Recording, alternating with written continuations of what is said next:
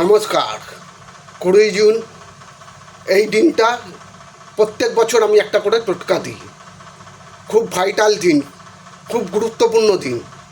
এই দিনে আপনি আপনার মনস্কামনা জানিয়ে ইউনিভার্সকে আপনার মনস্কামনা জানান। আপনি যে মনস্কামনা জানাবেন সেটা আগে মনে স্থির করে নিন কী জানাবেন। এমন কিছু চাইবেন না যেটা সম্ভব না, যেটা হয় না। যেটা হয় সেটাই চান। আপনার দীর্ঘদিন বিয়ে হচ্ছে না, চাকরিতে উন্নতি আটকে আছে, পড়াশোনা হচ্ছে না, এগুলো চান, দেখবেন ফল পাবেন।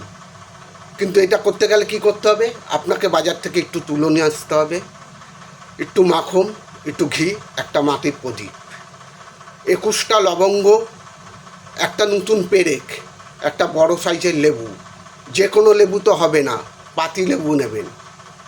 নিয়ে এসে ঠাকুর ঘরে আসবেন, প্রদীপটা জ্বালাবেন, তুলোটা দিয়ে সলতে করে ঘি মাখন দিয়ে প্রদীপটা জ্বালাবেন। তারপর পুজো করবেন। পুজো করে যে লেবুটা নিয়েছেন, একটু বড় সাইজের লেবু, পাতি লেবু কিন্তু, ওই লেবুতে 21টা ফুটো করুন।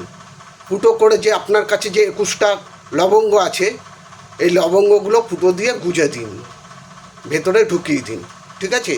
ঢুকিয়ে আপনি আপনার মনস্কামনা জানান ইউনিভার্সকে, বা আপনার ইষ্টদেবতার কাছে জানান, জানিয়ে ওটা রেখে দিন। কিন্তু এটা করার আগে আপনি কি করবেন?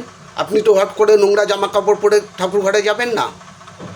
আগে সকালবেলা 9:55 মধ্যে স্নান করবেন। স্নানের জলে একটু হলুদ মিশিয়ে নেবেন।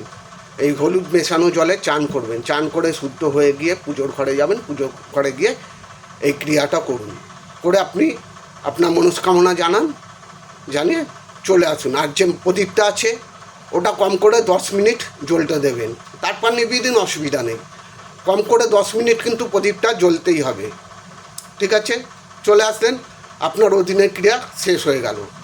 তারপর কি করবেন? পরের দিন ঘুম দিয়ে উঠবেন। উঠে ওই আবার একই টাইম, একই বিধি, জলের মধ্যে একটু হলুদের গুঁড়ো মিশিয়ে সেই জলে স্নান করবেন। স্নান করে এসে আপনার পূজাদি সারবেন। সেরে ওই যে লেবুটার মধ্যে লবঙ্গ গুজিয়ে রেখেছিলেন, সেই লবঙ্গটাকে নিয়ে আপনি চলে যাবেন আপনার নিকটবর্তী কোনো জায়গায় যেখানে অশ্বত্থ গাছ বা বট গাছ আছে।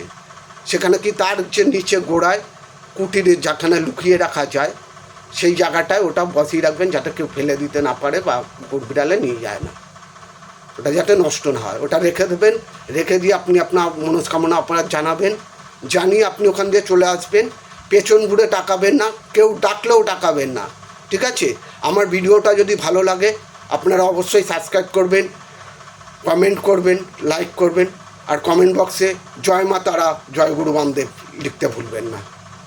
আজকের মতন রাখলাম, চলি। জয় মা তারা, জয় গুরু বামদেব।